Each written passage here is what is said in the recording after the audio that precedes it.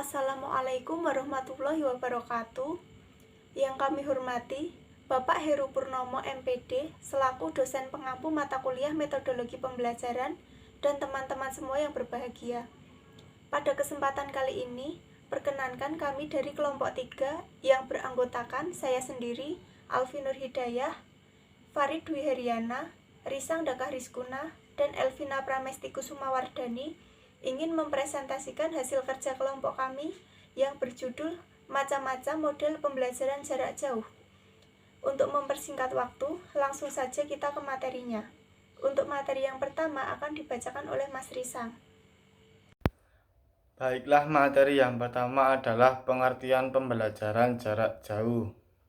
Pembelajaran jarak jauh adalah proses pembelajaran yang dilakukan tidak dalam bentuk tatap muka langsung antara pendidik dan peserta didik. Keduanya tidak berada di tempat yang sama pada saat pembelajaran berlangsung. Komunikasi antara pendidik dan peserta didik berlangsung dua arah yang dijembatani oleh penggunaan media seperti komputer, televisi, radio, telepon, internet, video, dan sebagainya. Selanjutnya yaitu prinsip-prinsip pembelajaran jarak jauh.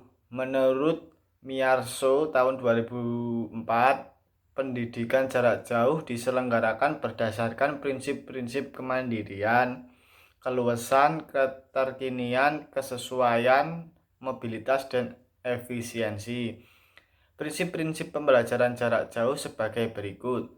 Yang pertama, prinsip kemandirian diwujudkan dengan adanya kurikulum yang dapat dipelajari secara independent learning. Yang kedua, prinsip keluasan diwujudkan peserta didik untuk memulai mencari sumber belajar, mengatur jadwal dan kegiatan belajar, mengikuti ujian dan mengakhiri pendidikannya di ketentuan waktu dan tahun ajaran. Yang ketiga, prinsip keterkinian diwujudkan dengan tersedianya program pembelajaran yang diperlukan pada saat ini. Yang keempat, prinsip kesesuaian terwujud dengan tersedianya sumber belajar yang terkait langsung dengan kebutuhan pribadi. Yang kelima, prinsip mobilitas. Dengan adanya prinsip ini, kesempatan bagi peserta didik untuk berpindah lokasi, jenis, jalur, dan jenjang yang serta setelah memenuhi kompetensi. Yang keenam atau yang terakhir, prinsip efisiensi diwujudkan dengan pendayagunaan berbagai sumber daya dan teknologi yang tersedia seoptimal mungkin.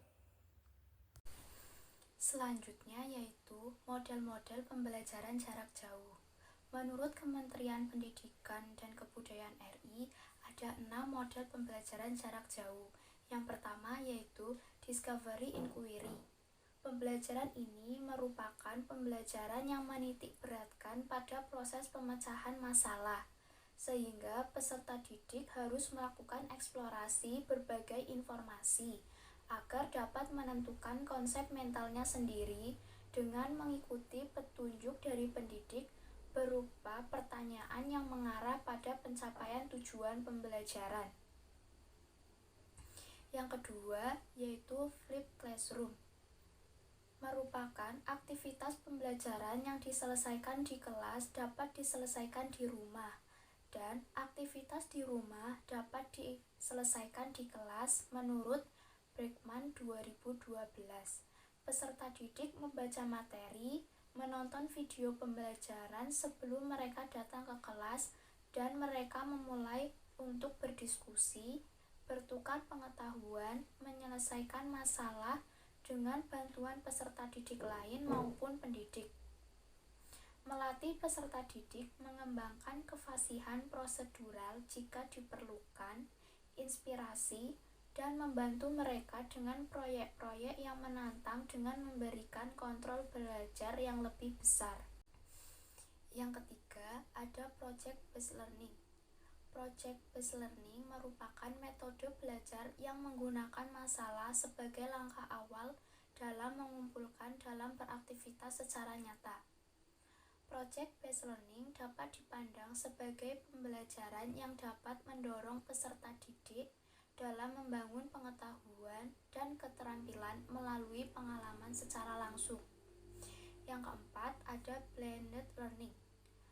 TOM 2013 mendefinisikan blended learning dan multimedia seperti video streaming, virtual class, animasi teks online yang dikombinasikan dengan bentuk-bentuk tradisional pelatihan di kelas. Dari beberapa pendapat, dapat disimpulkan bahwa model pembelajaran blended learning memiliki 3 komponen penting. Yang pertama yaitu online learning, 2 pembelajaran tatap muka, 3 yaitu belajar mandiri. Selanjutnya ada berbasis game. Metode ini dikembangkan pertama kali oleh David DeVries dan Keith Edwards. Dalam pembelajaran ini, peserta didik memainkan permainan dengan anggota-anggota tim lain untuk memperoleh skor bagi tim mereka masing-masing. Permainan dapat disusun pendidik dalam bentuk kuis berupa pertanyaan-pertanyaan yang berkaitan dengan materi pelajaran. Yang terakhir ada self-organized learning environment. Model pembelajaran ini menitik beratkan proses pembelajaran mandiri yang dilakukan oleh siapapun yang berkeinginan untuk belajar dengan memanfaatkan energi dan perangkat pintar yang dimilikinya. Dalam konteks pembelajaran, model pembelajaran ini digunakan oleh pendidik dalam mengeksplorasi pemahaman materi kepada peserta didik dengan memanfaatkan rasa keingintahuan yang dimiliki oleh peserta didik tersebut.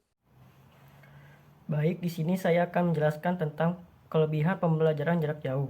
Pembelajaran jarak jauh atau PJJ terdapat beberapa faktor yang perlu diperhatikan agar sistem pembelajaran jarak jauh dapat berjalan dengan baik, yaitu percaya diri, perhatian, pengalaman, motivasi, peralatan belajar, dan kreativitas dalam menggunakan media, serta mampu menjalin interaksi dengan peserta didik. Beberapa hasil penelitian yang dirangkum dari penelitian Prawiyogi dan kawan-kawan bahwa pembelajaran jarak jauh memiliki beberapa kelebihan, yaitu sebagai berikut. Yang pertama, relevansi materi ajar dengan zaman. Yang kedua, terjadinya distribusi pendidikan ke seluruh penjuru tanah air dengan daya tampung yang tidak terbatas karena diperlukan ruang kelas. Yang ketiga, tidak terbatas oleh waktu. Yang keempat, peserta didik dapat memilih bahan topik ajar sesuai dengan kebutuhan. Yang kelima, pembelajaran jarak jauh dilakukan secara interaktif sehingga menarik perhatian peserta didik. Yang keenam, lama belajar tergantung pada kemampuan peserta didik. Selanjutnya, kekurangan pembelajaran jarak jauh. Selain keunggulan, ada pun kekurangan dalam proses pembelajaran jarak jauh. Menurut Rusman sebagai berikut. Yang pertama, listrik padam ketika mengakses proses pembelajaran online. Yang kedua, jaringan internet yang tidak stabil. Yang ketiga, kurangnya komitmen antara orang tua dan peserta didik. Yang keempat, peserta didik yang lambat belajar.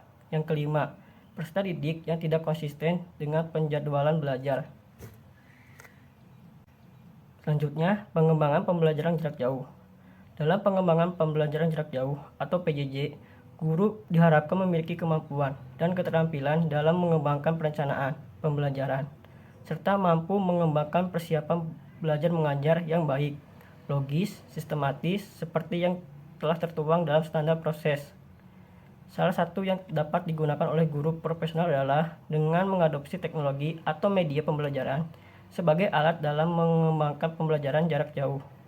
Hal tersebut pada dasarnya membangkitkan kesadaran guru terhadap teknologi atau media pembelajaran untuk dimanfaatkan, diterapkan, dan diadopsi teknologinya untuk meningkatkan kualitas pembelajaran.